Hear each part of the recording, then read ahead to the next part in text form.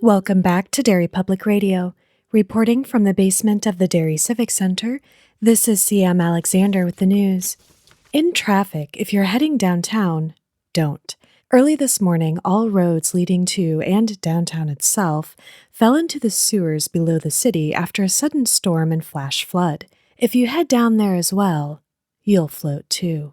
You're listening to Derry Public Radio. This is Derry Public Radio.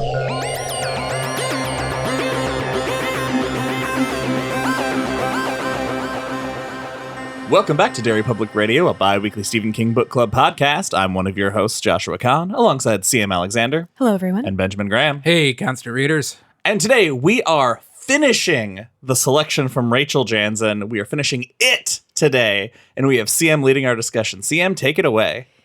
Thanks, Josh.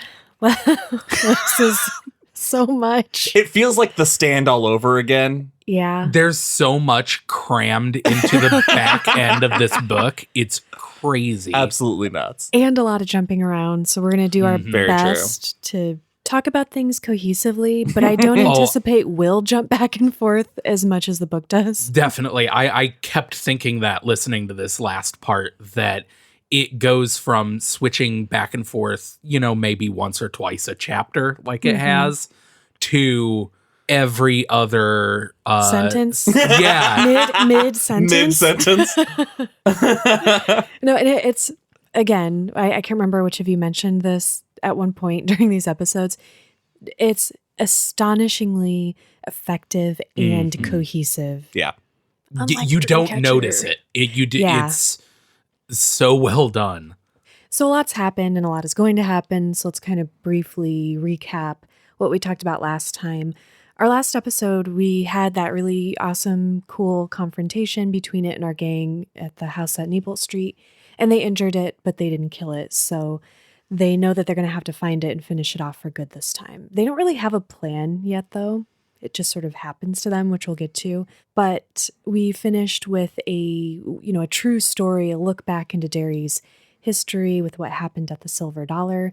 Of course, this is to remind us that everything that happens starts with this tragedy, all the cycles, and ends with the tragedy. And it has ways of ensuring that the town doesn't interfere with its plan, and it has influence over adults, even if they can't see it.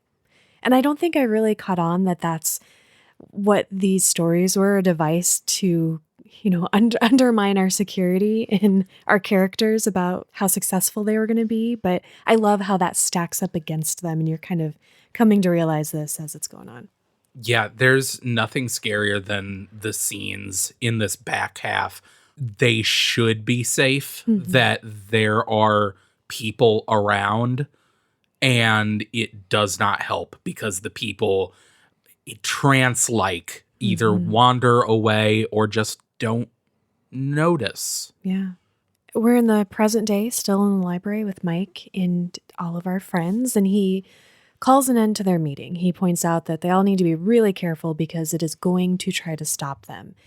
But there's also another force, one that was there when they were kids, and that force might still be here today, and it definitely wants to keep them alive.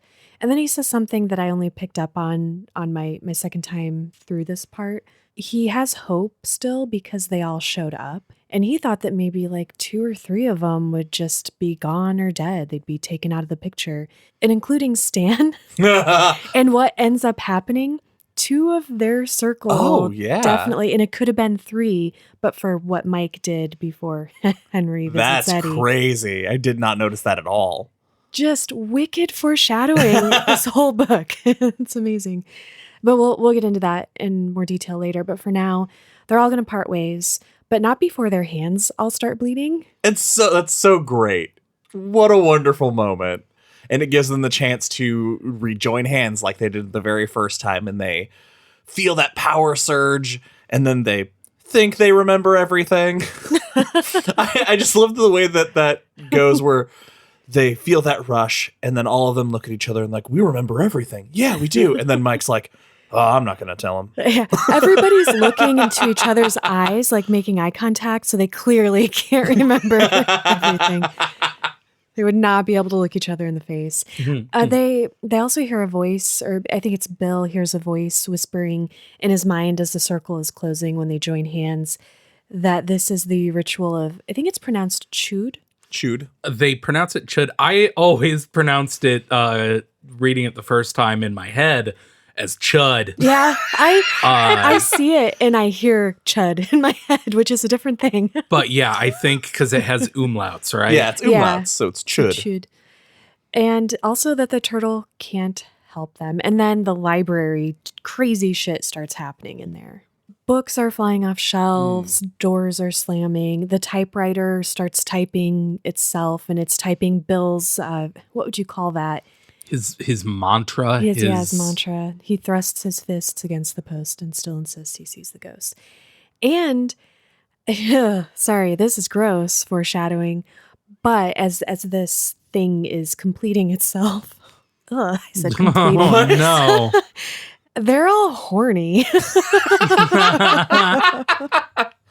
I mean, I got that Bill was horny. I didn't really get the horny vibe from everybody else. Well, Beverly's described as air humping. Yeah, she does, like, it describes her bucking her hips. And Oh, you're like, right. don't do this, book. And Bill remembers that when Stan cut all of their hands with the Coke bottle, that was the last time that all 7 of them were together. Whatever happened throughout the rest of the years, however long they stayed in Derry, they just never quite could all get together again the way they used to. And he feels like now this is going to be the last time again that they're all together, all 6 of them. And despite this feeling and Mike's warning that it can be anywhere, anytime, and pretty much do anything, he stays behind in the library to clean up and write in his journal. The fact that any of them split up ever is insane. should have gotten one big room with one big bed. Bring sleeping bags to the library. There's a fridge there. It's got a head in it. All but- of them sharing the same bed. Wouldn't that make them all really uncomfortable? They've never done anything like that before. Right? Oh, Ben, I have some news later. Oh, no. So only 2 of them are smart enough to stick together. But it's not for safety. I was about to say, yes. The motives are a little different. I was sad, though, as Beverly and Bill are walking off. And they did invite other people to walk back with them. And Ben is looking after them sadly. And Bill's thinking, yeah, it should be you. But don't worry. This isn't about fucking. It's about love. And we all love each other. So...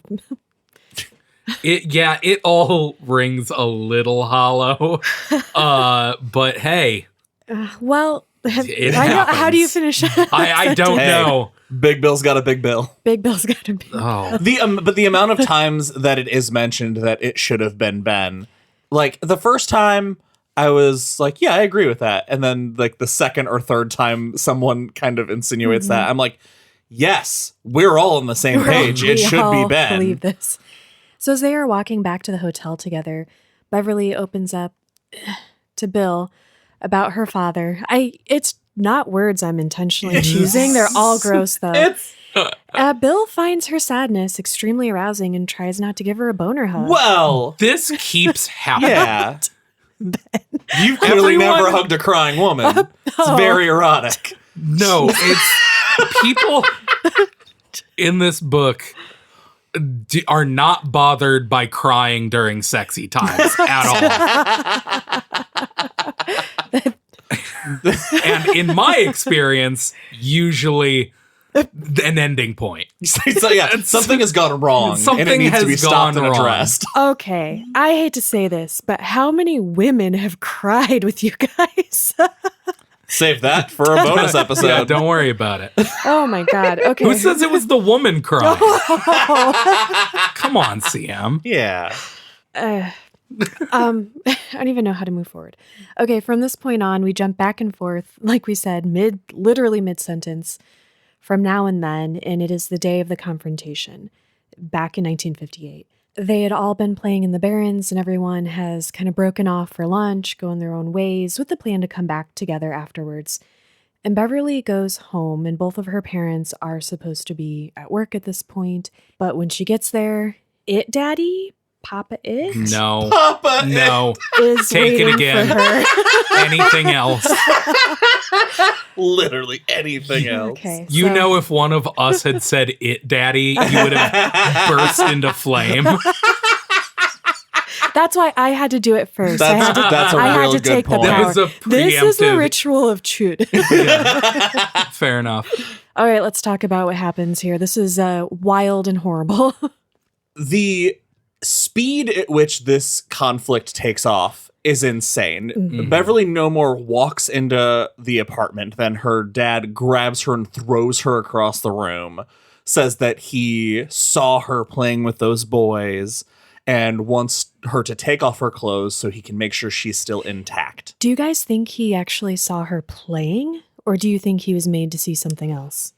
No, I think it led him to see them play. I mean, you think that was enough just that she Yeah. existed there with boys? Because I wondered if it was taking him there and also kind of feeding him false information and showing him something more than Yeah. what was happening. I think it shows. There is no denying we all know where Al Marsh's head is in relation to his daughter. I don't think he needed any more evidence than to see her around 6 boys. Okay. But that's when she looks into his eyes and she sees nothing there. And that's when she knows that this is her dad, but it's also definitely not her dad. Papa It. Yeah, Papa It. And that he's, and I love that it phrases it that it fills hollow places, which is just a great example of how empty her dad is anyway. And such a disturbingly childish moment when he says, "Take off your pants. I want to see if you're intact." And because she's not doing anything yet, she can't even understand what he means. She's like, The words don't register. yeah, she thinks she's going to take off her pants and her leg is going to fall off or something. And that she's going to be hobbling around the room. This part, her imagining herself hobbling one-legged around the room with her pants half off and her dad chasing her, burned into my brain. Weird. I mean, we've been over it the whole book. So many. It's amazing how small some of the moments that are forever seared into my brain are, that are things that I've thought about for years, like Eddie dunking the sacrament into the toilet. It's literally like a paragraph, but I will never forget it for some reason. So Beverly escapes after being very thoroughly thrashed by her father, but he is right behind her. And as he's chasing her on the street, again, in broad daylight, nobody seems to notice, she runs past a kid, and the kid sees her dad turning into a spider for just a second. Ooh. And it gives him nightmares forever, as I would also have. Yeah. But that's also a great nod to, is this, man, like, what is the rule here? Is this actually it in place of her dad and not actually her dad at all? Or does this bodily possession? Yeah, I think Like- it's more spiritual than Yeah. anything. I don't think it is physically in her dad. It's just the aura of it is so present that the kid sees something. I see. It's got its stink all over him. Like, like a puppeteer. Like You he really sees have the a way strings with a little words bit. this episode. Sia. Thanks. So Beverly does manage to elude him after a pretty gnarly chase, but unfortunately she ends up escaping him only to be spotted by Henry, Belch, and Victor. And we are going to take a moment to learn about how Henry's day has been. And if it's okay with you guys, because we get more of this later, I just want to cover this all right now Go for it. because it's fascinating and horrifying. So we find out that Henry has been losing his mind basically forever, but recent events, the caressing of Patrick, which would probably drive anyone bonkers, has really sent him over the edge. That's the title of a memoir, though. The Caressing of Patrick. I don't like it. When you repeat it, it's worse. But that kind of sent him over the edge. And this morning, his mind has completely broken. He wakes up in his disgusting Roland LeBay underwear. It's the only way I can Yes. describe these. Goes out to the mailbox. There's a little gift for him. Yeah, in the mailbox is a large ivory-handled switchblade, and he takes it inside, and a lot like Patrick with his brother, holds the knife at his dad's throat for a long time, While the voice of the moon whispers to him. and finally he presses the button. Is this weird? Does this make me sound horrible? It was nice to see Butch Bowers die. Oh, for sure. Okay. It was great. Okay. It was the it was really the Butch waking up Hmm. and having no idea what was happening, and Henry just casually watching him try to figure out what's going on before he dies. And Henry's like, yeah, I nailed it. And we skipped this in the last episode, but we did get a little more insight into their lives and just what their day to day is like and what this house is like. And it's just a really horrible situation, and it's just all gross. So the voice of the moon has a message for Henry, though, telling him that about noon he needs to be on the corner of Kansas Street and Costello Avenue, which is when Beverly happens to run by after escaping her dad. So Just like Josh said, the speed that all of this happens is really riveting. Like from here to the end of the book, it is a page turner. Oh, yeah. Like you cannot stop, because it's just like this chapter starts. It's just like, okay, today's the day. We're going. Beverly is running down the street away from her father and immediately runs basically right into Henry. And yeah. Oh, there's basically enough time for her adrenaline to wind down from the chase with her dad. And that's why she's in this state. She doesn't notice until it's too late that they're right on her. do you guys want to talk about the chase, or do you want to cut back to Mike at the library? Oh, let's cut back to the library. Oh, yeah, definitely. Let's kill the tension like the book does. No, actually, it doesn't kill the tension at all. It makes it worse. You would think that like it would get frustrating having it constantly get up to this like boiling point, and then the book says fuck you and cuts away to 20 years later or earlier. Yeah. It doesn't get old. And I'm fascinated that we have like this wonderful example of that, and by the same author, a bad example of that in Dreamcatcher. It's just fascinating to me. It kept making me think, like, why does this work so well where Dreamcatcher didn't? I can tell you. It is because in this book, from very early on, in the very early chapters, there's a handful of things we know. We know that all of the kids and Henry survive childhood, and we know that Belch, Patrick, and Chris all die. All of these details that we would be disappointed if we want to know how this confrontation ends. Well, we know that this isn't where this happens, because several chapters ago we got Henry talking about Frankenstein tearing the two friends apart while they were in the sewer. So we know we've been given the endings of some of these stories, and now it's just seeing how we get there. And it's done so subtly that I feel like we know we're building up to it, but we're not like, oh God, keep going, because we know where it ends. Yeah, it has less of that making it up as he goes along Yes. energy that Dreamcatcher has. Yeah, Absolutely. and it takes a lot of talent to give you that picture and then walk you through it in a way that's still engaging. Absolutely. So we are going to cut back to Mike at the library before we get this chase with Beverly and Henry. He's been cleaning up and writing in his journal when he realizes that he is not alone. I forgot about Henry entirely. I had to. So as he's hearing footsteps come across that bridge from the adult to the kids' library, and I'm waiting to see what form is it gonna take. And he sees the blue jeans and he sees the dirty shirt, and he immediately is like, that is an older, fatter, but still Henry Bowers. He can still see the 12-year-old maniac in this grown man. And I lost my mind because I forgot this happened. He does something very smart here, and I didn't pick up on what he was doing until actually, Ben, I remembered you making fun of Henry for not learning his lesson about charging in. Yeah, every single time. Every single time. Because Mike is very intentionally egging him on in this verbal confrontation that they're having. And Mike is smart enough to grab a weapon. He gets a free letter opener he got from someplace and arms himself, ready to fight. Yeah, so he gets Henry to charge at him like Henry always does. And he puts out his foot and he trips him. For the third time in this book, he gets tripped while charging.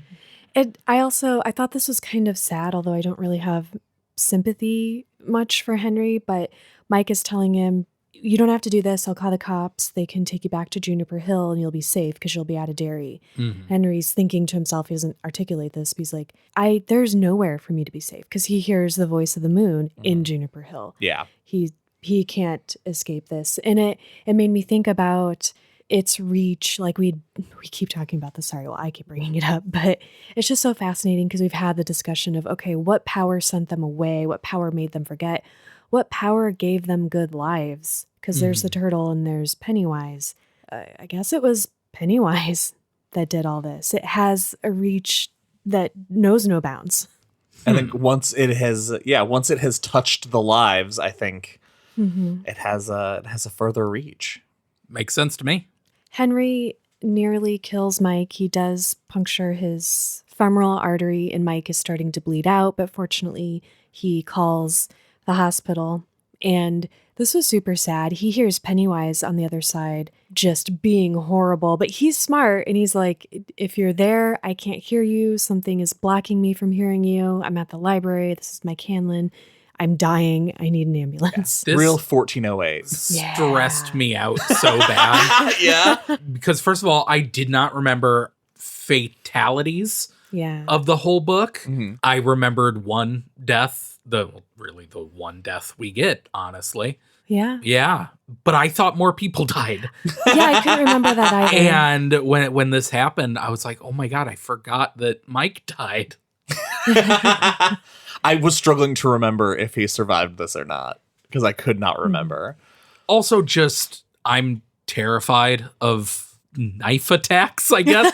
I started saying that as though, oh, here's a fun little fact about me. I don't want to be but stabbed. Also, I think everyone is afraid of knife attacks.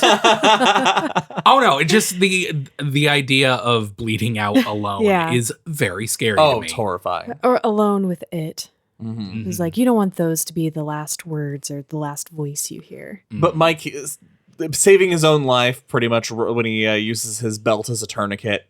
And he breaks off half of the letter opener inside Henry, which is horrible. Horrible. Probably, it's very horrible. Very horrible. Horrible and awful. Yes. Probably saves Henry's life, though, because that letter opener is the only thing keeping the blood in. Like people in movies, they always take the thing out and then they bleed out. Leave it in there. It's true. So Mike does survive, but we don't know that yet. We're going to leave him having called the police and we're going to catch back up with Beverly. Henry grabs her, and this is also everything from this part we're covering is just disturbing, but this is horrible. He grabs her by the hair. An old woman tries to intervene, and Henry, while never letting go of Beverly's hair, accosts this woman and attacks her car, and she runs off. There was a guy on his porch who just goes inside to ignore whatever's happening, and Bev does the right move here and kicks him right in the balls. Once again, that's 3 trips and 2 kicks in the balls. I believe so. I was really hoping we would catch up with Henry in the future and he would start having the same problem all the losers have been having, where old wounds start just like he's walking along and he's like, I've been stabbed. And also my balls hurt now for some reason. Oh, man. See, as we see the old injuries circle back, I think that's why Mike broke it off. It's not like in the center of his stomach. It specifically says it's in his lower abdomen. Oh, where the And balls are. if you get kicked in the groin, your groin hurts, but also those muscles in your lower abdomen fucking hurt. Full fucking circle. So I feel like that was a subtle way of, well, we can't have him get stabbed in the balls. That'd be too hilarious. we'll give him the same thing the injury you'd have if you had a severe groin injury. That feeling. The intricacies of the male body. We're sponsored by Manscaped. So we're going to jump back away. Well, not back into the past, but away from Mike and Henry and everything. And we are with Bill and Beverly. And I'm going to try to go through my notes in a way that makes sense because I can see me working this out in my notes I can't as wait. I'm like reading the chapter. I really had to set aside how pissed off I am at Bill during this whole act to figure out, okay, is there an actual purpose? And of course there is. Stephen King's not an idiot, but what is the purpose of the story other than to piss me off? And so, because I was like, is this just, like, oh, we got to come full circle. Everything has to be parallel and match what happened in the past. And these two loved each other the most. So it makes sense they're going to love each other the most again. And like at the end of this, yeah, that's basically explained to us that is why this is happening. But it sucks as Bill cheats on Audra with Beverly. Yeah. And he thinks about it, like what he's doing. Yeah, I came into this scene because I remembered it happened. I came into the scene wanting to defend it because we defended it with Johnny and Sarah from Dead Zone. And I remembered that. And I still stand by that defense. Me too. The difference here is that while that relationship was because they were taking something that was stolen from them. And yes, they could have had a relationship had all of this not happened, and that life was stolen from them. Sure. But the fact that pretty much after Bev comes so hard she almost dies, Jesus. Bill goes, "Oh man, this should have been Ben." That is almost, I was like, go fuck yourself. And the very next sentence after that is thinking about Audra in England doing she's this so movie. far away. And he says, "Oh, she don't know, don't hurt her." I was like, fuck you, Bill, man. It sucks. I wanted to have your back in this moment, but you were just so haphazard afterwards. Well, we know that Audra risked her life. And, well, she doesn't know she's risking her life, but definitely destroyed her career knowingly to chase after Bill. Not to chase after him, but to support him because she knows something terrible is going on and she wants to help him and be with him. And so... Oh, also I'm sorry to cut you off. The other thing about this that makes it different from the Johnny Sarah is they spend the night snuggling in bed together afterwards. They spend the Johnny Sarah thing happens. They snuggle for a bit, but then she, they get up and she's have like, I'm dinner married. and they go. Yeah. This is so intimate. And they talk about, well, they don't talk about it. Bill thinks, oh, we might do it again in the morning. Yeah. Oh God. Fuck you, Bill. And while this is happening, and I don't know if this is sort of like a jab at them, but Beverly didn't go back to her room, so she doesn't get Kay's message. Yep. Which would have been useful. Honestly, no, it wouldn't. It wouldn't have changed anything. No, that's She true. would have had no way to figure out where Tom was. And it's harder to be as mad at Beverly because she's like, hey, just so you know, before they actually do the deed, she's like, my marriage is a sham, so I have no guilt or shame. I am not cheating as far as I'm concerned. Oh yeah, but this you is not are on Bev Yeah. at all. Yeah, No. she's like, you would be. I don't want to make you do something that you'll regret. And he's like, well, my wife is thousands of miles away, so it don't matter. It's the same. Bill, you fuck. You fuck. So we're back with Beverly running from Henry, Belch, and Victor. And she's running through the Barrens to the clubhouse. And I love the way this plays out in my mind, like this awesome action sequence when she gets down there. She's running through the Barrens, and as she approaches, Ben is already in the clubhouse. It's Ben, right? Yeah. Yeah. Eating and playing music. on the Yeah, stairs. just hanging out, having a chill ass day, it sounds like. But as she's running at it, she sees it poke open, and he like sees out and like sees her running full bore at him and throws the door open. She slides in just in time and is like, shut up, shut up, shut up. We have to, and explains what's going on. And the guys, when they find this clearing, Belch, right? Yeah. Is waiting as Victor and Henry are searching around this clearing, is waiting sitting on top of the door. It's so great. He has no, and they can hear him talking to himself. Like he made a joke as they ran off, and he's repeating the joke and laughing at himself. And then he farts on the door, which is just, it is a really childlike moment that it happens, and they both grab each other so as not to burst out laughing. Yeah, Beverly has to bury her head in Ben's arm so that Great. Belch doesn't hear her laughing. It's such a cute, childlike moment in this very horrifying chase. And just to point out, like, we get bits here where, I don't know, it seems like Beverly and Ben do have this special connection. She feels safer with him than she does with anybody, even though her and Bill kind of have more of that romantic connection. And she thanks him for the poem. Yeah. Which I thought was really cute. She 'cause she didn't ask him. She just said, Yeah. thanks for the poem. And he's like, what poem? It wasn't me. Shut up, Ben. Shut up, Ben. It I was like you. how she's like, don't ruin this, man. Yeah. I loved it. Don't make it weird. Yeah. So we are going to cut back again to present day. We're with Henry. He's leaving the library, stumbling down the road. He hears ambulance and he hears like the sirens and stuff, and he thinks they're coming to get him. And so he's trying to hide. And then he realizes, oh, they're going to the library. Ah, shit. Like, well, hopefully he died, right after he made the call. He's pretty confident that he's dead. But also at this point, Henry has completely lost the plot. I thought he was just going to like bleed out on the street. I forgot what happened. He instead gets another gift from Pennywise. It's Christine's twinner, you guys. That was Right? fucking cool. Yes. This is very reminiscent of the scene in Christine and New Year's Day too. Extremely. Yeah. A red 1958 Plymouth Fury pulls up and his dead friend Belch is driving. And there's even a bottle of Texas Driver in the glove compartment. Yeah. Just a nice nod to Christine. And there's something else in there that is very important. Oh, it also happens to have the room numbers for where all of the losers are staying in the Derry townhouse. Yeah, so we can find them Also, before he they're bleeds all out. over that hotel. I didn't imagine the Derry townhouse was that big.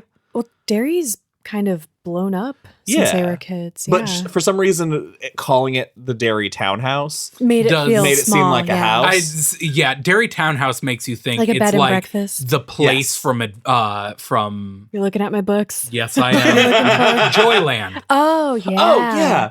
But no, it's apparently 5 stories tall, Yes. and he decides to start at the top with Eddie's room. Such a great start at the top, work my way down. That was a very tense moment when we get the room numbers and we're wondering, like, where's he going to go? And then we realize, oh, Eddie's on that top floor.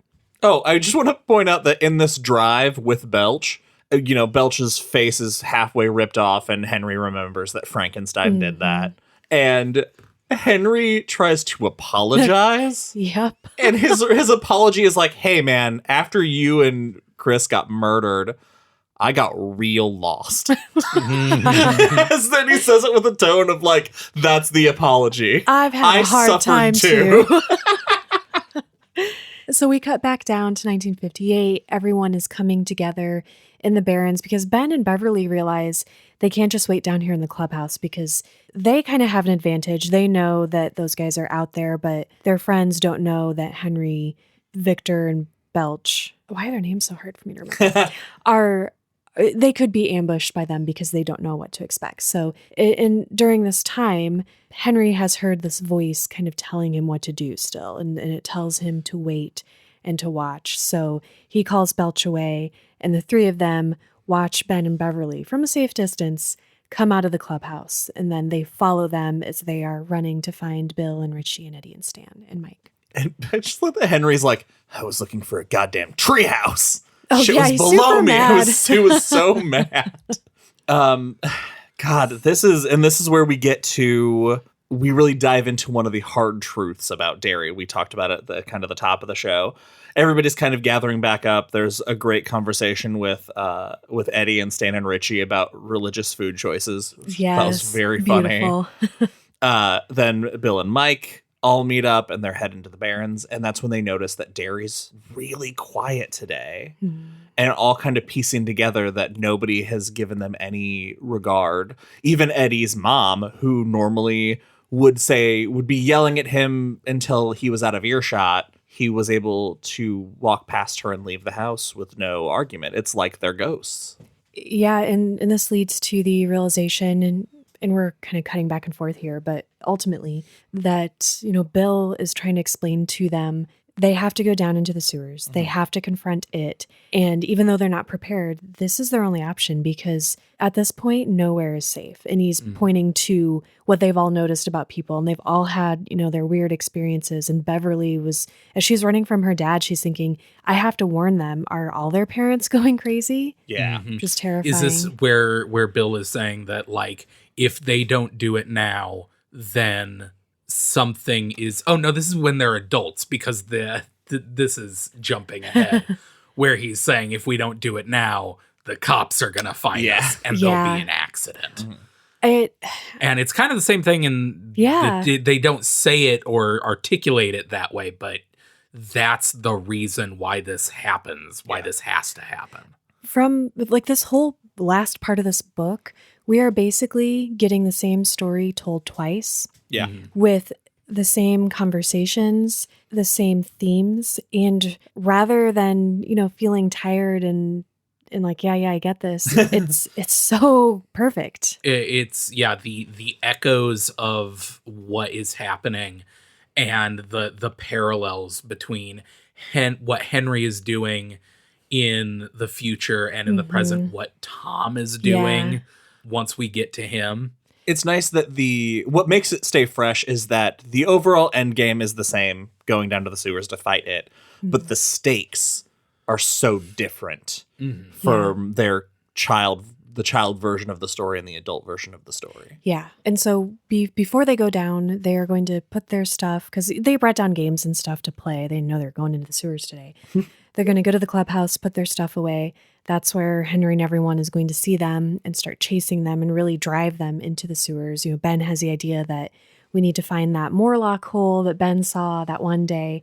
But we are going to cut away from that with Eddie opening his hotel room door because Henry is like, message from your wife. Which that would work on Eddie 100%. Somebody else might be suspicious, but Eddie, he doesn't need to ask. I think he asks the name and it says, he's like, oh, they didn't give me a name. They just said your wife. Just so, why didn't Henry just say, yeah, Myra, when Eddie said, is it Myra? Yeah. Henry's not too bright. Let's talk about the confrontation between Eddie and Henry because it is wild. Eddie is a badass. Yes. Eddie has become, I mentioned in an earlier episode that the first time I read this, Richie was my favorite character for reasons I can no longer remember or justify. But Eddie, I think, has usurped him. I every time he does anything in this ending part, he just kicks everyone's ass. Yeah, he really does. Yeah. He's a full-blown hero, this whole last section. They mention a few times that he yells like a barbarian. Yeah. And I think it's just so great that of all of them, Eddie becomes their strong man. Yeah. Yeah. They definitely, we'll get to this, but they definitely all participate much more as adults than they did as kids, which is interesting. So Eddie reacts very quickly. Thankfully, he slams the door on Henry's arm with the knife in it, and then he drops the switchblade. Eddie kicks it under the TV, and then they have this scuffle, and Eddie ultimately shatters a bottle of seltzer water into Henry's abdomen. Yeah. And after slicing his fucking eye open. Ooh, yeah. Let's not glance over the fact that his eye was slit open by a glass bottle. Did you mean to say let's not glance over the fact? No, I didn't. That's what you said. That's what came out.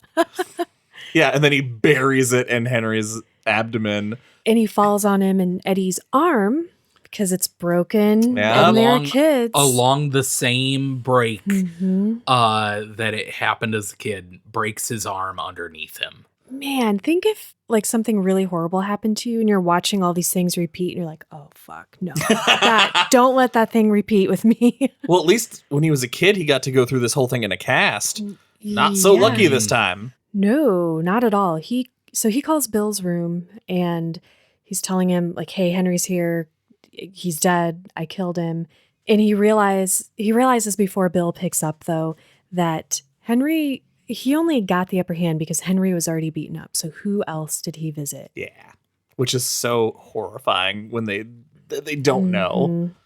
So Bill answers and he and Beverly come up and then a lot of jumping back and forth here, but do you guys just want to finish out this hotel room scene? Okay, yeah. Let's talk about when Bill and Beverly get to the room. They call everyone else up and they're just trying to figure out what to do.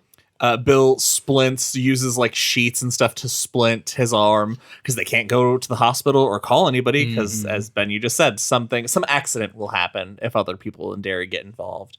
I think Richie searches for the knife and Eddie's like, nah, man, it's gone. I kicked it under there and it has vanished. Oh, yeah. Bev searches. Oh, Because Bev, she's yeah. the one who wants to, she's like, we need to call the police. We just need to tell them what happened. They're like, yeah. They'll arrest us and then we'll die. And they know that it's started and they have to get going right now. What I love about this moment is that they don't know, but we as readers know that back at the library, Mike had miners' hats and flashlights for them. Oh, He had was so all the prepared. preparation. He had blueprints. He of had the blueprints tunnels. and everything. And just like when they were kids, they have to go in with no preparation and no help. Yeah, all their plans just totally ruined Mhm. because Bev calls Mike's home Man. and he This doesn't is his answer. home? The Well, library? She calls his home Oh, first. first. Yeah.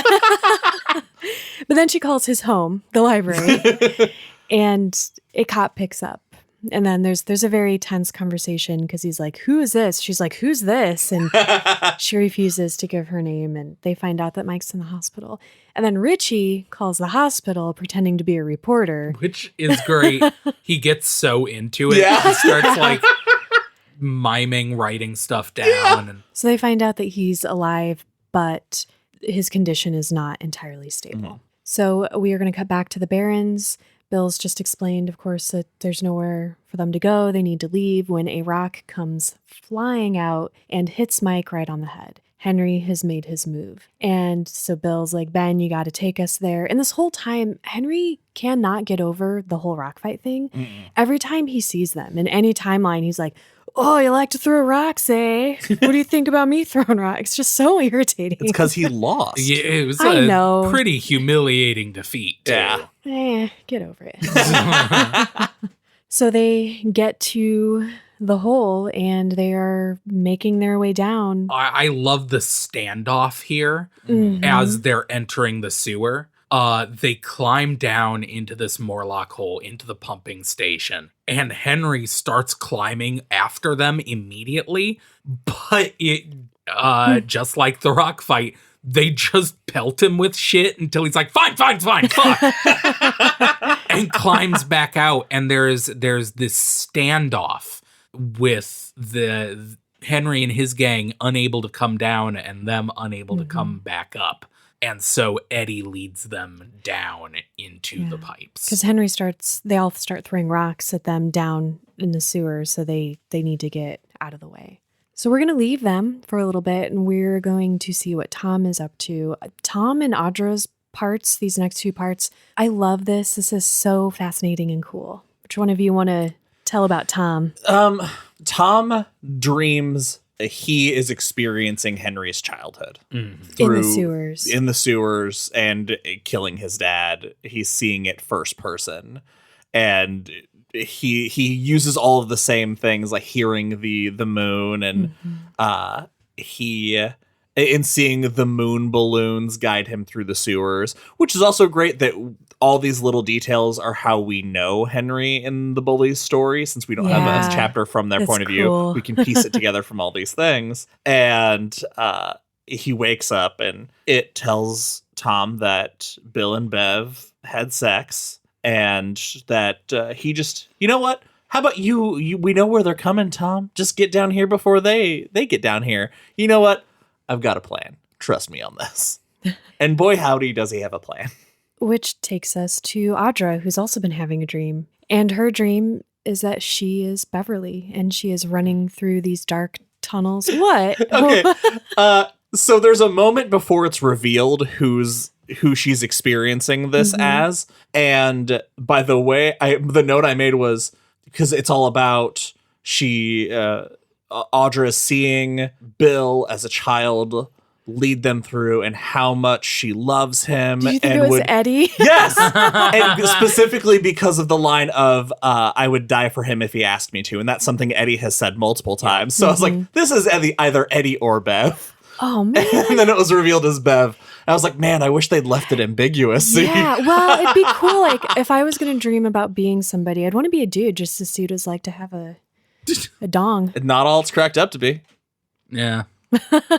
So Audra's experiencing some of what happened. She's getting insight into what was going on. And she wakes up terrified, of course, doesn't know where she is.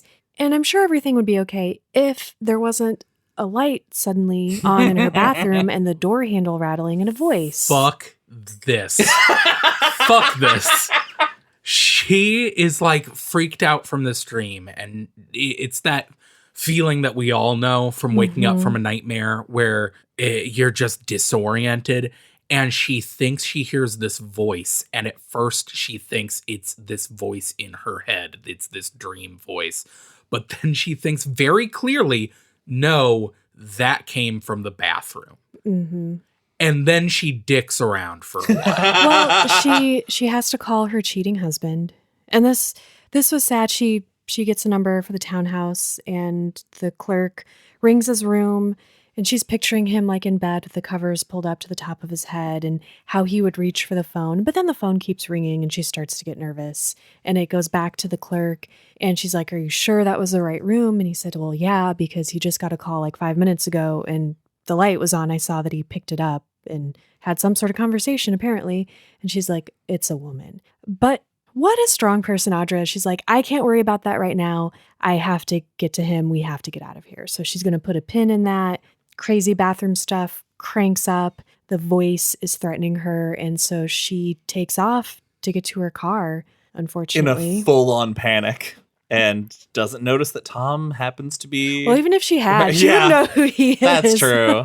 And Tom gets her. Yeah, and he's like, "Hey, haven't I seen you in the movies?" A creep. This is when we cut back to Eddie's hotel room and we get all of that stuff. They splint him, they call everyone, and they decide, okay, we got to go back down to the Barrens. And so they take his limousine. They go in style, which is pretty cool.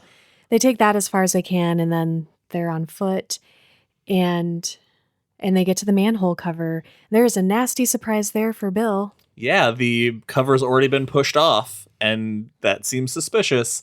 So they move it, and under it is Audra's purse. Yep. And as Bill and Beverly were going up the elevator, they heard his phone ringing. And it was Audra. Yeah. So many missed opportunities. So we're going to cut away, and we're going to have the perspective of it. That I completely forgot this happened. I've said it before on the podcast. My favorite parts are always when we get the villain's perspective.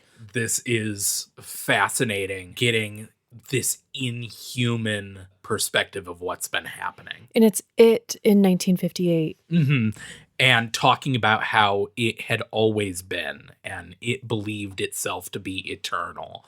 And that now this pain that it felt in Neibolt Street, it thought was impossible, but now it's afraid of these kids that are coming for it, but still believes that, let them come. I'm going to kill the shit out of them. Yeah, we find out it really did lure them back because it knew about their oath. It knew everything, and it knew that they would be weakened and that it had no choice. They were going to come back no matter what, but it feels like it has the upper hand, the advantage over it. It also acknowledges that the turtle exists. It was just it and the turtle, but the turtle's dumb and probably dead or gonna die. And it doesn't want anything to change. It just, and again, I think it is lonely and sad. It just wants to sleep all day and eat and watch soap operas. You know what? I mean, who doesn't? But in this moment, what it made me think of, Patrick Hockstetter. It is the same sociopathic Oh, shit. monster that Patrick Hockstetter was. All Patrick Hockstetter was for things to remain the same, and he would do anything to keep things the same. That is it being paralleled with Patrick, which is really It's cool. so cool. It's a great point. It also has this section mentions something that becomes very important at the end, which is the reason it was able to be hurt on the house on Niebel Street is because it had a physical shape, and things must adhere to the rules of their physical shape, which becomes important in the final showdown. Yep. And we get mention of the deadlights here too, which anybody who's a fan of this book and has seen, the movie and show know what that is. I just argue love... if you've only seen the movie and show, you have no idea what the deadlines are. I think you can figure it out. Do you? Well, the deadlights are kind of explained later. It gets real trippy, you guys. It's been a while since I've seen all of them, but yeah. Yeah. So it's late afternoon. We're jumping again. So we're with the kids because they go in the day and the adults go in the wee hours of the morning. And we are in the tunnels. And of course, all our friends have is just a package of matches that Beverly has been keeping dry somehow. So that's all they have, matches and their wits. And Eddie, of course, being the one who's very good at directions and knowing where things are, Bill tells him to lead them to where they need to go. And I love when they come to the intersection, there's like 3 tunnels and there's one that's clearly just the shittiest tunnel. He's like, it's that one.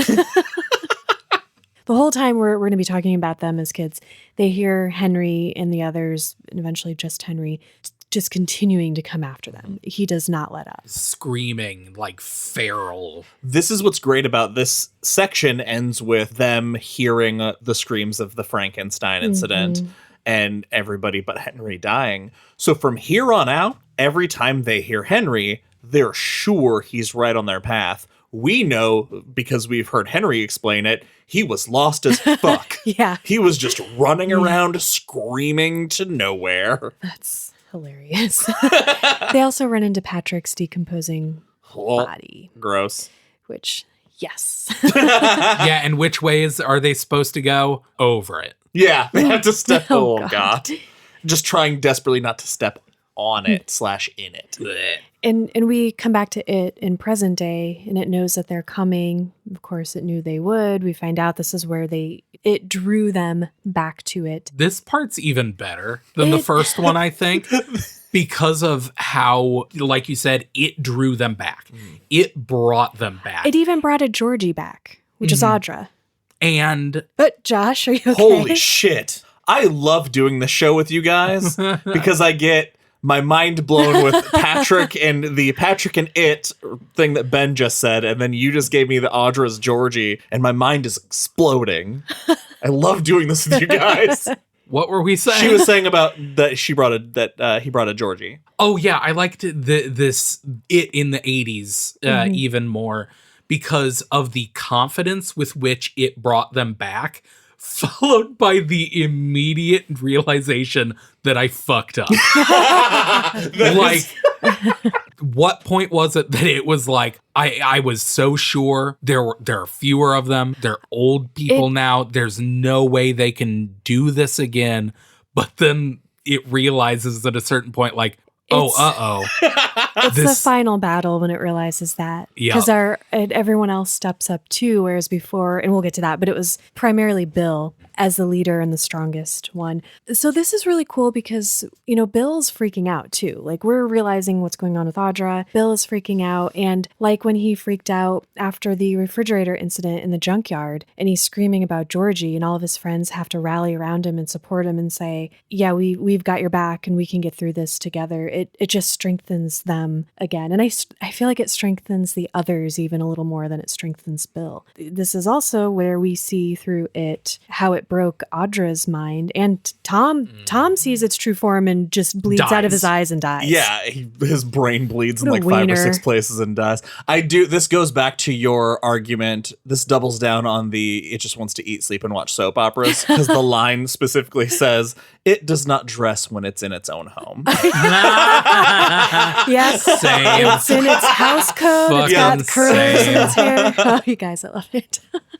And we also, so Audra's in the deadlights now, and this is where we find out too, through it, which I thought was just kind of a neat bit, why Mike is afraid of birds. And like, duh, all of this makes sense, but I didn't realize, because it's plucking the fear out of people's heads. And we find out that Mike is a baby, so he doesn't even remember, got attacked by a bird when he was in his crib outside. And it knows that because it took that from him, even though he doesn't know that. It's like, oh, dang. Yeah. You guys, that is so cool. See, I believe in an earlier episode we established the body never remembers. No, that's right. The body never The remembers. body never remembers trauma, so there's no way. And right before Audra loses her mind, though, she has just enough time to think, oh, dear Jesus, it's female. I forgot it was female. I hated that. Mostly because that's a big moment for Stan. That's when their kid, Stan's the one who yells that and notices it for the first time. So I was kind of bummed that we got that reveal here, as opposed to when we get it with Stan. It makes sense because I was thinking about this. We get so much more from everyone else, but even when we could get more with Stan or from him, in the flashbacks, we don't. Stan is sort of this like nebulous idea on the outskirts of our minds. It's just interesting. Mm-hmm. Everything is kind of taken away from him. Yeah. Oof. Sorry. That got sad. So Bill, present day, is charging thoughtlessly ahead in these tunnels after Audra, and they're all struggling to keep up. But I love that Richie is like, hey, you fucking asshole, wait up. We're gonna get lost. They find Chris and Belch's bodies. Which is so creepy because the bodies of children, obviously, because they died as children, but just pointing that out is so creepy. Because we were just with them. Yeah. It's so, and they come across Patrick and it's just like his teeth now in this like mess of decomposition because it's wet down there. So things happen differently. But Bill is sure that Audra is dead. And that's where they all kind of rally around him and give him comfort. This is all exactly the same as before. Yep. So we are going to go back to our group as kids. We find out that they are a quarter of a mile underneath up Very Mile cool. Hill. And it's weird because there's no need for sewage pipes down this low. Like So- Eddie says, when you make a sewage pipe that's this deep, you don't call it a sewage pipe, you call it a mine shaft. Yes, which is my nightmares. Yes. Getting Just stabbed like and being in a dark, close tunnel. being lost Those are our in fears. Yeah. caves in a sewer. Ugh. Scary. All right, guys, it's time for a mini boss battle. Roll for initiative. All right. Okay, got a 20. So, right? You nailed it. I know D&D. They all hear a sound. And Richie, just thank God for Richie. He's like, I know what that is. That's the crawling eye. This is the second time that this has become Richie's role almost because he was the one that created the werewolf in Neibolt Street. So what is it about Richie? Is it because of he his saw he went to the movies, acting? I think. Yeah, or his comedy aspirations, his creativity, I guess. Yeah. That makes it so he can stick it into. I always got the impression that Richie was the kid who always went to the movies, who always saw the double monster feature. Yeah. And this scene is so cool because it this horrific, gigantic eye, as they're lighting, their few matches and seeing this thing coming at them, appears, and it has like tentacles, and it grabs Beverly by the ear, and Ben's trying to help her, and it's dark, so Bill like accidentally slaps the eye in the eye And I love that he's like, oh God, I got my hand in the eye. Like he's super grossed out. Wouldn't you be? Yeah. Oh no, I would totally be, but Ugh. it's just funny to read. I think this is the first of at least 3 more times that Bill will punch something and go into its body and be so grossed out he almost dies. It starts to suck him in, and he's like elbow deep. He's fisting this eye, and it's about to. He doesn't know how to keep any body part to himself. I'm just saying.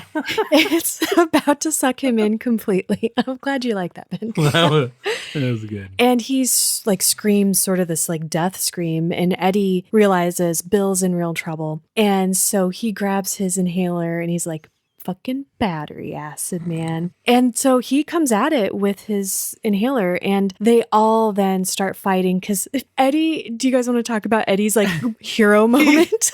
He makes this decision, the battery acid decision, and he runs into battle, and he stares at the eyeball and he yells, "Battery acid, fuck nuts!" and blasts him, and it screams, and then he starts kicking it, and he's like, "Guys, it's an eyeball. You can beat the shit out of it, and if I can do it with one hand, you can do it with both of yours." He calls them pussies. Yeah. He literally does that. And then so Richie, because this is his conjuring, he's like, oh man, this is the worst thing I've ever seen in my life, but I gotta man up. And so he goes over to the eye and he does this like weak little punch at it. And as soon as he makes contact with it, he throws up on it. He's so grossed out. And then it's so gross that he threw up on an eyeball that he throws up again. Thinking about what he just did makes Amazing. So good. But because it was his monster, his truest, greatest fear, even though his hit was really weak, it does the job and the eyeball retreats. So they continue on, all the while still hearing Henry, they think, behind them, but he's not. And they're feeling intense waves of fear and despair, and Beverly realizes, okay, we need to come back together. We need to reform the circle. So they all join hands. They're all linked as they continue to make this journey. Now they're fighting this fear and despair that they feel. Another mini boss battle. Stan screams that the bird is coming. And so we have this huge bird. And I can't even imagine, like, the tunnels must just be changing and opening up. Yeah, they say that at this point they've stepped into a cathedral-like chamber. Oh yeah, with walls that are like hundreds of feet high. And the walls are radiating a light. Yeah, they posit that they're not really underneath Derry anymore. Mm-hmm. They are in an in-between place. Some place that is not really in this world as such. Of course, God. I'm getting like gunslinger vibes, survival vibes. One of you want to talk about the Bird Showdown? The bird swings down and attacks, and Stan saves the day by stepping in front of Eddie, and as it's charging, saying, "You can't exist!" And it breaks the bird. He has it the easiest. His bird in knowledge, this. but the fact, because he has so much bird knowledge, the power that he can say, "You can't exist," hits it. But I love that it's not just that he's not just saying, like, I don't believe in you because things that aren't real can't exist. Because he has this big spiel where he lists off all of these birds. He says, I believe in sparrows. I believe in eagles. I believe in flamingos. And somewhere out there, I think even a phoenix might exist. Yeah. But you don't, so fuck you. And that is so amazing that he's like, phoenixes? Sure, why not?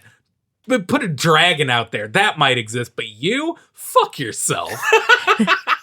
It's so cool, too, the way they have to defeat these manifestations very much reflect who they are. You know, Stan is very adult and stoic, and he doesn't have to punch anything. He just defeats it with the power of his brain.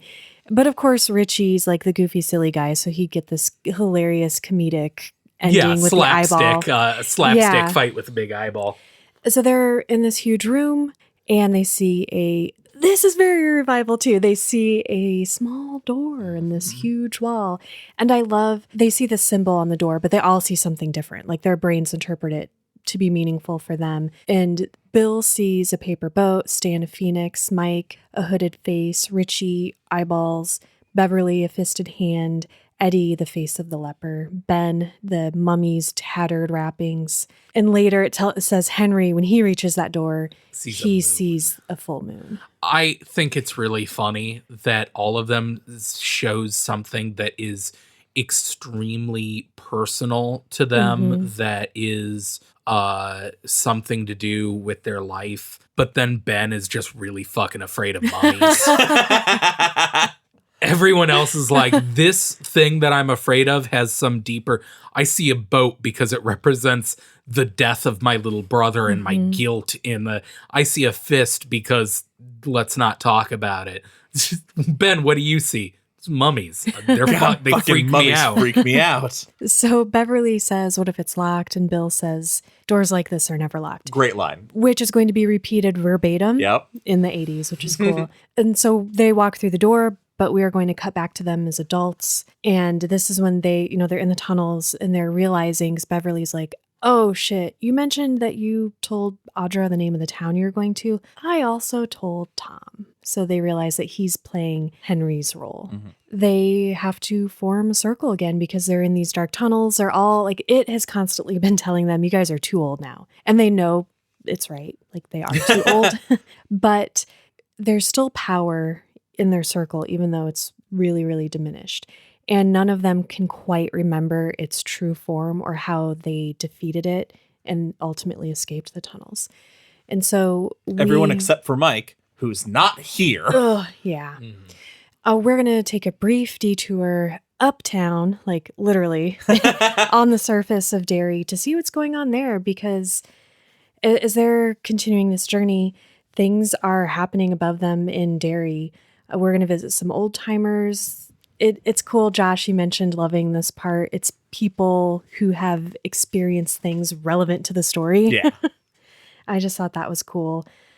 They all sense that something is wrong, kind of like when the Bradley gang thing went down and the stuff at the Silver Dollar. They all have that similar weird feeling again, but they can't quite figure out what's going on or put their finger on it. So we're going to go back to the tunnels, still present day, going to have another mini boss, this time in the form of Georgie.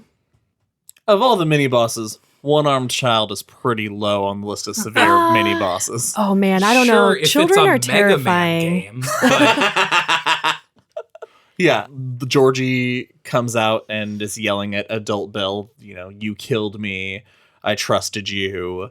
And they realize this is kind of the perfect attack because only Bill can fight this. And he has the sense or the impression that all of his friends just left him as soon as Georgie showed up. And he draws parallels to his parents abandoning him when Georgie died. And that was gut-wrenching. But luckily, Bill has a tongue twister. Mega Man is a one-armed child. Yes. Anyway, yeah. I got the joke. So he does his chant and he defeats Georgie. And about half an hour have passed and we go back up to Derry. It's starting to rain, even though that was not what was forecast. And other things are going wrong. Should we go to the splatter meter? Let's hit the splatter meter. Absolutely. I love the splatter meter. Okay, we're going to get a little bit and then we're going to come back to it a little later. Warming up the splatter meter. Yep. So a power transformer explodes and catches a Tracker Brothers depot on fire.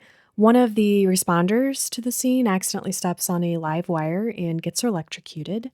An underground explosion knocks a poor woman off her toilet and kills her. That was just unfair. And another lady who was washing her hair in the sink was nearly decapitated and she died. The kissing bridge is struck by lightning. And then Paul Bunyan's axe head later. Yeah. Yeah, I have more I have more later too, because there's a lot. But for right now, we cut to Mike, who's waking up in the hospital, and he has a visitor.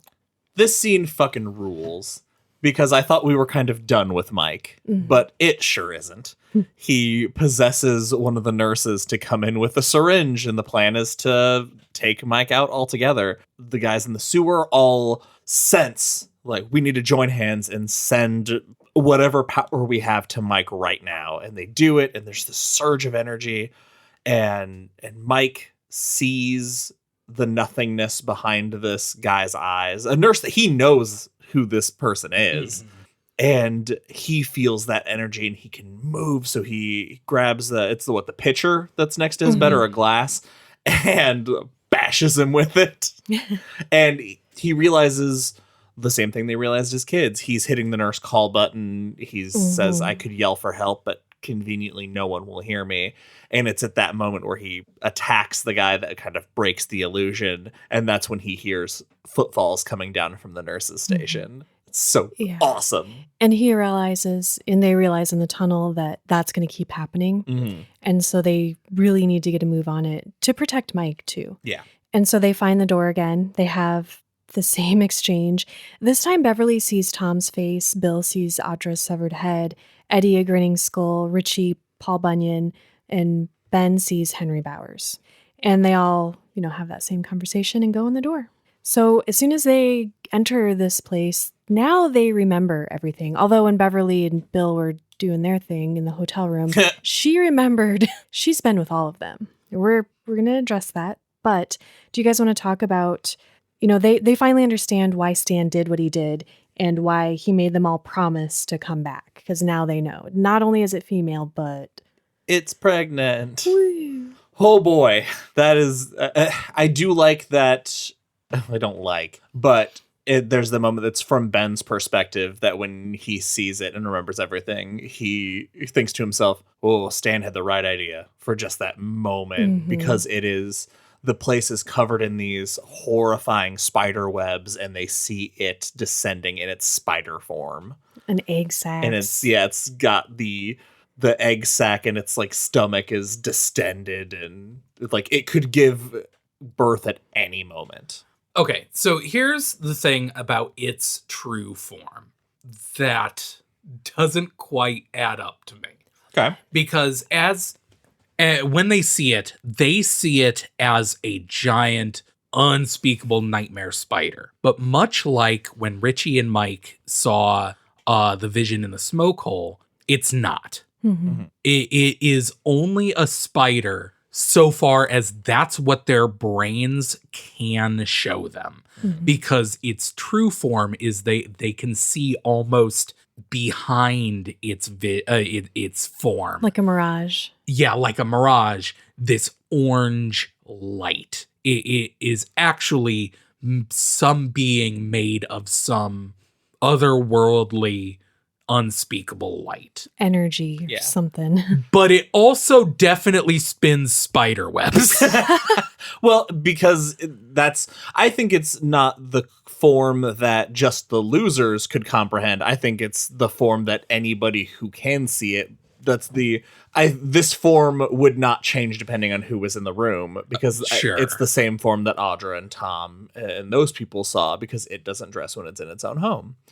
And I feel we established that things must abide by the physical form they take. And because going back to kind of what you said, with they couldn't place what it was because they saw pure light crash into the earth, and that's madness. You can't explain that. Right. So because this is the closest form it can take that can be comprehended on the physical plane, it abides by those spidery laws. It's kind of trapped by its need to feed. And it has to have that physical form to feed. Okay. And I think it mentions, it's a very offhanded thing that in the very beginning of the chapter, from its perspective, it mentions that the thing that enthralled it was how delicious imagination made its food. Specifically children's, because it's hard to take the form of a late mortgage notice and scare people. Yeah, but adults have real fears. Kids have these wild fears. So you think that in order to take its first form ever, it had to start with a very basic fear. And I feel like spider is a very basic human fear. Yeah. Okay. This is the point where we are completely paralleled time-wise, past and present. So the kids are in this chamber with it, and so are the adults. And so we are going to have this ritual of Chewed play out simultaneous for us, the reader. So the first one, 1958. Do one of you guys want to... If you can, I'm like, yes. How do I even describe I will what's try going my on? best, because Okay. this is one of my favorite It's probably my favorite And bit. people really got to read it just for all the wonderful fuck detail we yeah. can't cover. This is definitely something you have to read because it relies so heavily on like the Lovecraftian angle of what the book is describing is not literally what is happening. Mm-hmm. It is all metaphysical. Yes. Yes.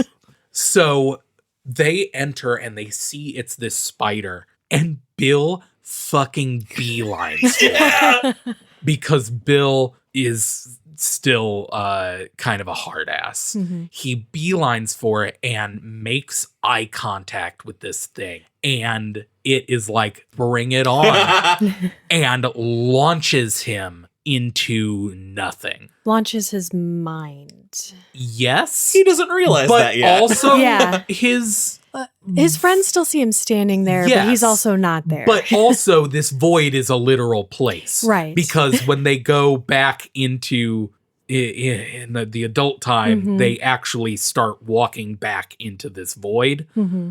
Anyway, he launches like a bullet, Bill, into this blackness, and Bill senses that the goal it has is to take him so far out in the universe that he breaks through into whatever is next. And breaks the communication and connection with the rest of them. Yes.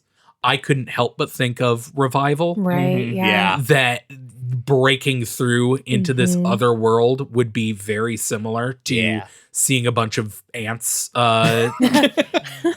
harassing souls for all eternity. The way you Yeah. say that just doesn't do it justice. Ants pranking people. Yeah. Full of most- goofs. Just doing some Interstellar ant pranks. I thought, Jesus. Yes. The tragic part for me of this, though, was when Bill realizes that it's trying to break that communication, because the turtle's there kind of guiding him, but being a turd about it. And he's like, oh, if I reach the point beyond communication, I have passed the point of salvation. And he's again relating that to what happened with his parents when Georgie died. Like once that communication is gone, that's it. And he realizes that these two entities out in the void of eternity, that their goals are very clear. The turtle watches, it eats. Those are its jobs. The turtle is not going to help him, really. Yeah, the turtle's like, hey man, don't blame me for this. I had a tummy ache and I threw up the universe. And That was my bad. I forgot that we have a literal conversation with one of the Guardians of the Beam, which is pretty cool. Pretty fucking rad. So Bill's in this mental tongue biting ritual with it, and he's winning. And the turtle is warning him that he needs to finish it because what can be done now might not be able to be done when they're older, because he, time is meaningless. He knows what's up. And so they ultimately hurt it and it begins to retreat. And so Bill is trying to tell them, because everybody's like, yeah, we did it. We killed it. And he's like, no, it's not finished. We need to go back. But then the web is coming down. And that is creating a huge problem that I'm like, I get it. I get why they didn't finish it. Oh, the fact that like it's collapsing and they say some of it falls across Eddie's cast and burns burns patterns into the plaster. Ugh, it's an acid web. Yeah. Reminded me of the Mist movie. 100%. God, when do we get to cover the Mist, guys? It is. It's on the yeah. list. Couple books. So we are going to cut back to present day. We are in our grown-up ritual, and Bill and it are having a chat, and it is telling Bill that the turtle is dead and they're too old. Like it keeps telling them they can't do anything now. So we're actually going to cut away from Bill to Richie, who sees that the same thing that happened before is happening again, and he's looking up into the web and he sees Audra, and he's like, oh fuck, please don't let Bill see her because shit's gonna It'll get be fucked up. all over. Yeah. And while this is happening, they all hear Bill scream in their minds that the turtle is really dead. Bill is losing his faith. And so Richie's like, I'm feeling jokey this time. Like before I wasn't. I think I can handle this. And he's going to take a more active role in the ritual, which is really cool. Completely surprised me Mm-hmm. that this time it's Richie who steps up and is the backup. And I like the description that the ritual of Shud, they said the tongue biting, but it's not literal. It biting into the mind is what's happening. And it's that's such a perfect term for this, because you can feel when they launch these attacks latching into this one-on-one combat that stays. It has its own rules between them, and nothing can break that. And he's in the void with Bill. And this reminded me of what I felt like Dreamcatcher was trying to do when Henry and Pete We're running back through running time. through the Dreamcatcher. So they're doing their best, and they're trying to not be launched, too far into this. They're trying to come back, and Eddie steps in, and he's also going to take part in the ritual.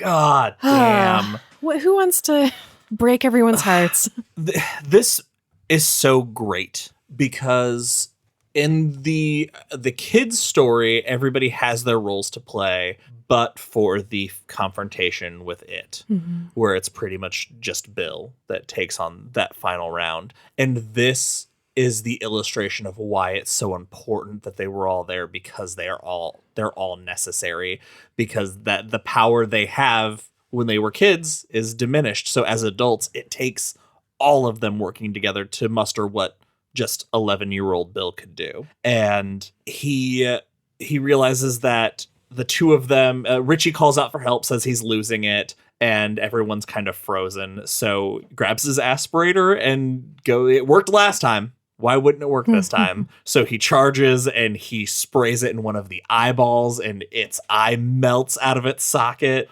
And he shoves his arm down the throat of it and sprays it down its throat. And reflex, its jaws clench, and it tears off Eddie's arm like at the shoulder, and then throws him aside. Fucking brutal. Yeah, and he basically dies in Beverly's arms of blood loss and probably shock. My note says Eddie feels himself running into the universe. Is how he describes that massive trauma and shock. The fact that as he's dying, he has this moment where he says, and if he feels that he could preach on the subject, and what he would say is not bad. This is not a bad thing. And it is so, like you said, heartbreaking. Yeah. And he tells Richie, I hate it when you call me Eds. And he reaches up and he touches Richie's face. And he's like, and I have this other profound thing to tell you. I'm dead. He just goes before he can say anything else. And I don't want to undercut this moment of sadness, but we're back at the splatter meter. Jesus Christ. Oh, no! Sorry. More like the sadder meter. Yeah, Oh. We're back up in Derry, so all of the stuff is going on. The winds have been picking up, and it looks like they're actually going to have a unexpected hurricane. The power's going out. Tree branches are destroying buildings. Lightning strikes the steeple of the church and destroys it. And we didn't talk about this, but we got this whole thing about how the clock did not chime in 1958, and it's not chiming now. Also, the clock tower is the twinner of a clock tower in a small town called Haven. Yeah. And later, Such a great moment. we get a cameo from Haven in a few minutes. Also, we get to see Boogers again, the kid who is telling Eddie what sex was. Boogers Caliendo. Yeah, he's just trying to do his work, clean stuff up, and get his drink on, and all of his beers explode into fountains of blood. And he decides, I'm out. I'm out of Derry. I am leaving. Mr. Nell has a stroke and dies. And it's like a kind of a sweet moment. We realize, what we thought. He's one of the good adults in Derry. The mall just kind of explodes. Yup. No one's in it yet, so it's not a high body count. Did it explode? Not why it exploded, but did it explode because it's the site of the Kitchener Ironworks? Probably. That also exploded. Yeah. Oh, yeah. Everything has to be parallel. Yeah, no, that's a good point too. Oh, and Eddie's childhood doctor gets decapitated by a manhole cover. Comes bursting out of the street. Okay, so we're leaving the splatter meter. Cut back. Did the bank explode? Oh yeah, the bank explodes The and bank money. explode. I only bring it up because we get to meet what is her name? Rebecca Paulson, the woman who in the Tommy Knockers electrocuted her husband to death with her television. I forgot. Oh my Yeah! god. She picks a few $20 bills out of her tree after in Haven after the See, bank explodes. I got distracted by that detail because I thought that was referencing when the lady found a kid's head stained with chocolate in her tree. That's fun. I knew that name sounded familiar, but I could not place It's it. funny, the Stephen King wiki only has that character existing in the short story that was adapted into that segment of the Tommy Knockers. Oh, weird. So I had to think really hard and be like, that actually happened in the Tommy Knockers, right? Sorry, I got really serious because I just realized what's up next. And I know we're going to have things to say about it, but I just want to share some information to kind of guide our discussion. So we're cutting back to the kids, 1958. They're lost in the tunnels. They've kind of defeated it. They've at least sent it very injured and scattering back somewhere. So many people refer to the scene that is coming up as the child orgy scene. And since we started this book, again, I'm leading it. I'm like, I'm going to have to talk about that. How am I going to do this well? How am I going to address this? So I found an article where Stephen King shares his thoughts on this specifically. And I thought it would be easier to share his perspective since he's the one who made this thing happen. And then that can kind of free us up to move on from it and, say what we want to say about it. Sure. So they're lost in the tunnels, and Beverly has this intuition, this knowledge that their purpose having been fulfilled or mostly fulfilled, that's now over. Now the power that has brought them together to do this thing is fading, and with that, their connection is fading. And unfortunately, they still need that power and connection to get themselves out of these miles of underground tunnel that's not even necessarily in their own world. And so Beverly has an idea to unite them all again, even if just for long enough to get them out of this place. So she starts to undress and she explains that they need to come together again, and starting with Eddie. Oh, Jesus. God, I need to. And starting with Eddie and ending with Bill, they each have sex with Beverly. And it works. It's enough to rebond them and they escape. So here's what King has said about this, at least in one source within the last couple of years. And I'm sure he said more over the years about it, but this is a scene that's highly questioned and criticized. So I want to point out real quick too, that when I first read this when I was a kid, I was surprised, but I accepted it as okay, yeah, they all have sex. I think the issue here is that when you read it as an adult, you're reading about kids having sex, and this is more a commentary on society in general, not necessarily on Stephen King for having written this, but there's just too many terrible things that happen to kids for me to feel the same way personally as an adult reading this when I was a kid. And I think that's part of where that upset comes from. Yep.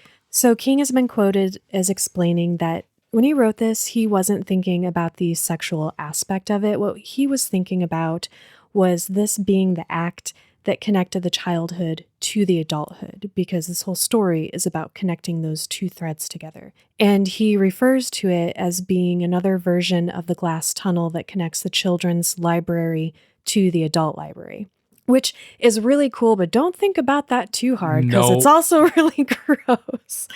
But he said that times have changed since he wrote that scene, and now there's more sensitivity to those issues. And at some time later, when this statement was repeated back to him and he was asked about it, he's like, yeah, that sounds like something I would say. But I would also add that it's, I find it fascinating that there's so much comment about this single sex scene and very little about all of the multiple child murders. And so here's where I come to, because I get his point with that. Our society, even with adults and sex in movies and sex between women and even women being shown enjoying sex or orgasming, we get really upset about that. And we will give things like a rated X. And in the following scene, someone will be decapitated. And that's not what bothers the censors. So for sure. I do get that. That's his, he's an unapologetic horror writer, and he's already destroyed our minds with the Patrick shit with the baby brother. So I can sit here and say that as an adult woman, I don't want to read about kids plowing no more than I want to read about any of the other shit he put in this book. So I don't know. I can understand his statement and his willingness to use every tool at his disposal to bring this tale of horror to us. And I can also not like this part. And both of those things can be true at the same time. And that's kind of where I land. Sure. I mean, I'm not going to use this a goofball podcast to make an argument for or against, cancel culture and like Right. all of that big stuff. I will say that argument of, it seems so weird that we do, people are upset about one sex scene, but there's so much violence. That argument rings so hollow in this one particular instance because they're 11 years old. If this were us making a big stink out of the sex scene between Bill and Beverly as adults, which I mean we kind of did, but she was cheating, so fuck him. Anyway, No, I see what you're saying. Yeah. That's what makes it hard to accept. From we're not desensitized to violence in this case.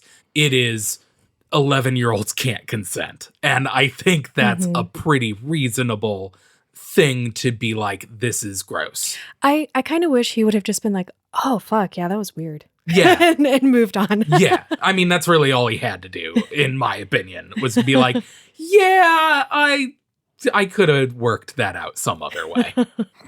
Oh, no. Perhaps I have the hottest take on this gross. issue. No. Don't say it like that. Don't call it a hot take. I don't care about this scene. Okay. It doesn't bother me. It doesn't elicit a response from me.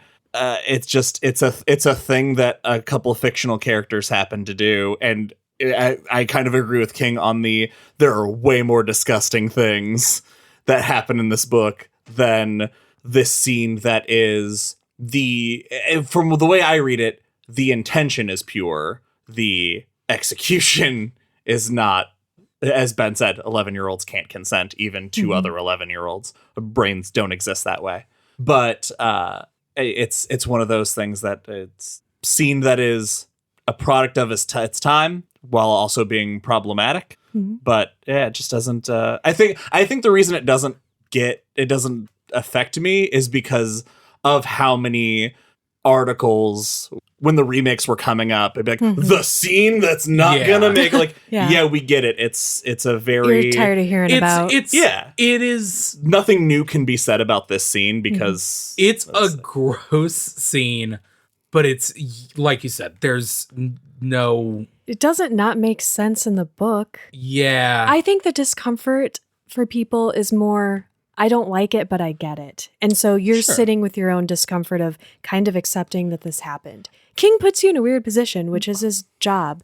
And yeah, he maybe could have done it differently. Yeah. Well, and how many times have we talked about we have to remind ourselves these are 11 and 12-year-olds because of the situations they're in, because of the maturity with which they act. It is very easy to forget those moments. So I also wouldn't be super surprised if King wrote this scene forgetting the age he'd set them and thinking, and that's why I like having these conversations with you guys, because the three of us are sitting here all being respectful of material, not being shitty about it or shitty about King, but having slightly different, we've covered the spectrum, I think, of responses. I think so. And I think that's kind of cool because I know people are going to feel all kinds of different ways about it. So anyway, that's how I'm getting through this. And all those scene. feelings are valid. Yeah, absolutely. So that's how I'm getting through this scene. If you guys want to email us and tell us what you think, cool. But let's move on to what happens next, because they are bonded again and they are going to get out of the tunnels. So yeah, let's finish up the kid stuff and then we'll wrap up what happens to the adults. Sure. After they reconnect, Eddie, there's a moment of silence because remember, they're all in pitch blackness. They're dead silent. And Eddie's like, 3 tunnels ago, we should have taken a left. And then before that, it should have, fuck me. Follow me, guys. And then they don't fuck me. Sorry. And they all link back up because Eddie's just easily solved the problem. And they make their way out back through the Morlock hole. And without discussing it, Stan walks over to the banks, grabs a bottle, and they all just watch him smash it down and sift through the pieces and grab them. And he goes over, and Bill is the first person who steps towards him because Bill gets what's about to happen. And they slice each of their palms and they stand in the circle, and Bill makes them promise that if they didn't kill it, they will come back. They all promise. And there's a part that I like too where seeing Stan sift through the glass and find this piece gives, I don't remember, is it Bill? Gives somebody like a weird feeling. It's, yeah. It's more ominous than the act that is happening. And you mentioned it earlier, that's when Bill realizes this is the last moment the 7 of them were all together. Sometimes there were 4, sometimes there were 6, but there were never all 7 again. All right, so we come back to the adults, and Eddie has died. Beverly is cradling him. They're having their last bits of battle with it. Ben is walking through this tunnel into this void. Like, the way it is described makes it feel like if you walked for 1 trillion miles, you would walk off the universe. But he's been walking along, finding these eggs and smashing them open. And almost, he says he's almost driven to madness, breaking these eggs open and then having to hunt down the spider that crawls out and smash it before his match gutters. And this is hurting it too. Like, they're all kind of together. I mean, Beverly's with Eddie, but that's nice that she's with him. And Bill and Richie are continuing the chase because Ben's the one who offered to stay behind and make sure, because if a single one of these makes it, then it's all over. So he's doing that. They chase after, and we get another brief glimpse from its perspective where it knows they're still coming. It is afraid because not only have these new wounds opened, but all the old wounds have reopened during this combat. This is where it realizes that it made that mistake, Ben, you were talking about, because it's like, shit. I thought if I just got rid of the writer, it would be good, but now they're all coming after me. What the heck? It also realizes for the first time, maybe I'm not eternal. It's a bad time to have that thought cross your mind. And like a cornered animal, it turns to fight. That's the only recourse that it has. And Bill rips its heart open with his bare hands.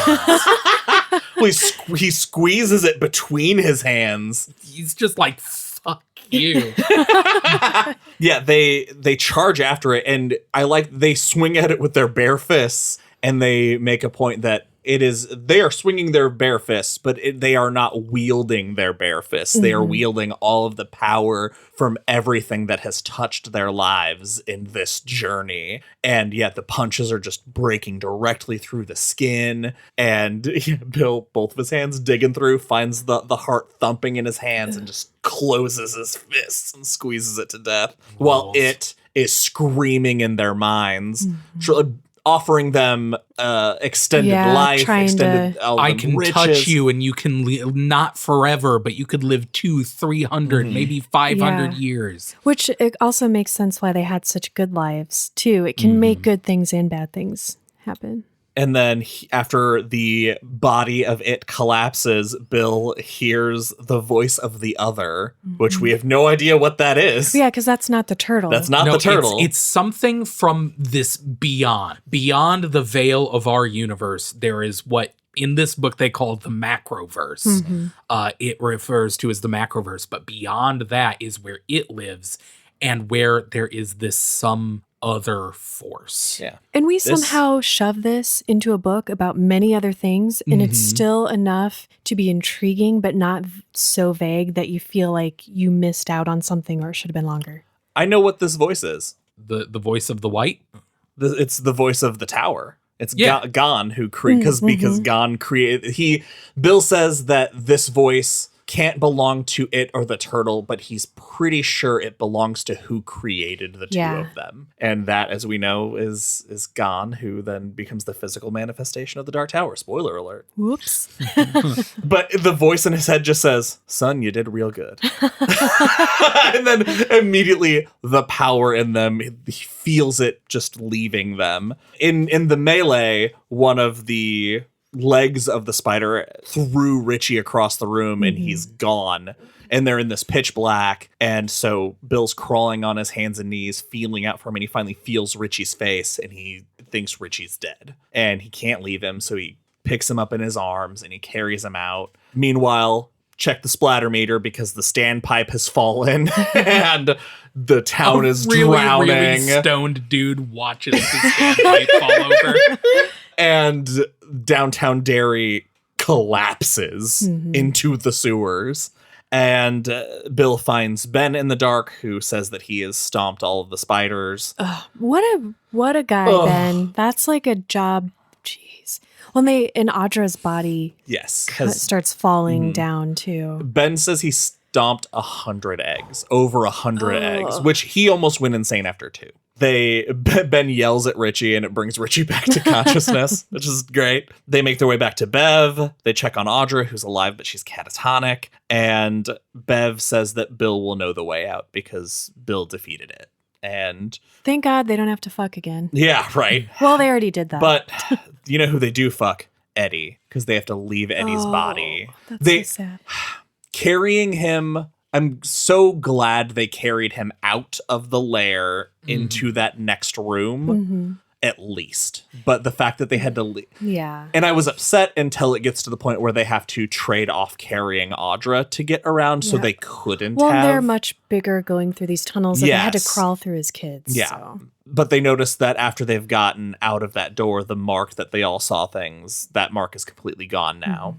We find out that of the disaster up top, 67 people were killed and 320 people have been injured in this disaster. Man, that's a really big wasted meal.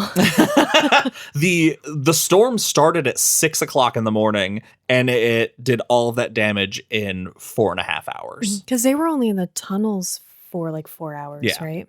As adults. They make their way moving with Audra to the point where they're like, we can see light and we shouldn't be able to. And they look up and they see the sky and half of downtown. Yeah, they find the marquee of the movie theater. Saves them a little bit of a trek. They climb out. People who are watching are like, hey, there's people in there. And they get all excited. They get Audra into an ambulance. Small side note, but Bill sees the skateboard kid with a paper boat in a slicker, in a green slicker, playing in the rain, which I thought was cool. And they notice the scars on their hands have vanished. So they know that they're going to be forgetting things again. Yeah. Which is the most tragic part of this ending is, how much of the ending do we need to cover? Because it really goes back to they all get out. They slowly return to their lives. Bill stays at Mike's house while he's in the hospital with Audra, because Audra is still catatonic. And Mike thinks there's still some power here that maybe Bill can use to bring Audra back. Yeah, because him and Bill, the ones that still remember, they're still yeah, Mike Derry. even calls Richie later, and Richie's like, man, I couldn't remember who you were for a moment. And he's like, yep, it's all gonna go. It had been Richie had been gone 2 days and had already started to forget that much. It's so tragic that all of this terrible shit has happened to them, and now they are even going to lose each other again. Except for maybe Ben and Bev. Yeah. Because oh no, Josh has a look on his face. I don't even know. Ben invites Bev back to Nebraska with him, and she says yes. And I choose to believe they live happily ever after, Josh. Yeah, what the fuck are you doing over there, man? So, here's the thing. I want to point out some details. I wish you wouldn't. So the call with Richie, where he's already forgotten a little bit, and that they can't remember whether Eddie had asthma or migraines, things like that. Yeah. It had been 2 days since he left, but it had been a week since they defeated it at that point. So after a week, that's where we're at. As we talked about the adult timeline, the lunch at Jade of the Orient was May 30th, and they went down to fight it on the 31st. Oh my So God. Yeah. it was just that one day that they were all in town. That's where all that adult shit happens.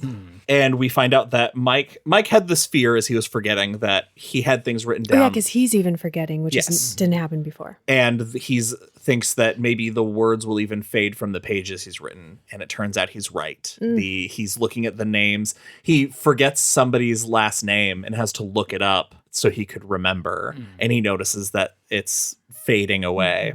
And when he calls Ben's phone has been disconnected. That implies to me that something happens with Ben and Bev that pulls them apart also. I disagree. Let's move on. All that's left is the epilogue. Bill races to beat the devil, part 2. This is so just fucking sad because of what he did to his wife. It's okay. He'll forget. That's also God. true. That's yeah, Yeah, right. it never point. happened. Guilt-free since 83. Jesus. Okay, so Bill basically he's taking care of Audra, who cannot take care of herself, like literally cannot go to the bathroom or clean up after herself or feed After herself. almost a week, she finally starts eating some solid foods, Mm-hmm. but that's about it. Yeah. And Bill has this idea, Silver never came back into play this whole time, but it happened for a reason. And now we are going to get to that reason. He pulls Silver out because he realizes the magic is fading. It's now or never time. He gets Audra on the back of Silver, and he gets on, and of her own accord, she wraps her arms around his waist very loosely, and he can't look at her from where he's sitting, but he feels it. So he takes Silver out. This is scary because we all know how Silver operates. Right? But he's the right size for Silver now. Yeah. And he starts picking up speed. And as he starts picking up speed, he kind of feels her tightening a little bit. Because she's either going to respond or she's going to fly off and die. Like as he's taking turns, he's like having to work hard to keep the balance right. And he almost he was like, I shouldn't go to Up Mile Hill because it leads to downtown, which is just a hole. And then he realizes Silver's got to go fast. Oh my So he hi-yo Silver away, takes her down Up Mile Hill, and he's weaving around barricades and like somehow not dying. And by the time they're in this debris-laden area, Audra has come to, and she's squeezing him for dear life, and she's like yelling slow down, but she's laughing as she's doing it. And so by the time they've reached this stop, she's back. That's like the only kind thing this book does. Yeah. And then it says, later, Bill sometimes almost remembers his childhood and his friends as they've moved away and moved on. So all of this still exists in all of them, but I would They hope won't that would be remember. enough to keep Ben and Beverly together. And I agree with you, Ben. I'm just Yep. gonna... I completely agree. I don't see how it could happen. Let's go to ratings. Well, you forget that Ben has a huge old hog. That's- Anyway. Shut up, Josh. CM, do you want to go first? Sure. Mine's going to be really brief, I think. I'd love to say something poetic and amazing, but this book is so good, I can't possibly follow it up with my own good words. So I'm just going to say I enjoyed every moment of this. Top to bottom, it is such a fantastic, well-told, amazing story, and absolutely, hands down, no question, 5 out of 5 blue chambray shirts. Anything I say here is going to be a waste of everyone's time. 5 out of 5 blue chambray shirts. There was never a question. Like, of course. A book that is over 1,000 pages should not be this perfect. Right. Front to back, and it kept me into it the whole time. 5 out of 5 blue chambray shirts. That's it for this episode of Derry Public Radio. As always, thank you for listening. Join us for our next episode where we will be covering the original It miniseries. For CM Alexander and Benjamin Graham, I'm Joshua Kahn reminding you, perhaps at the end, when the masks of horror were laid aside, there was nothing with which the human mind could not cope.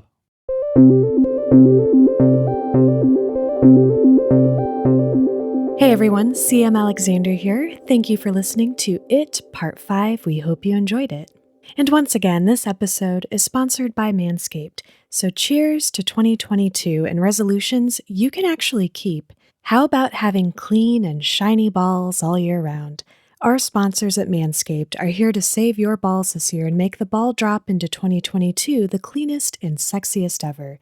Set your first New Year's resolution with good intentions and join the 4 million men worldwide who trust Manscaped.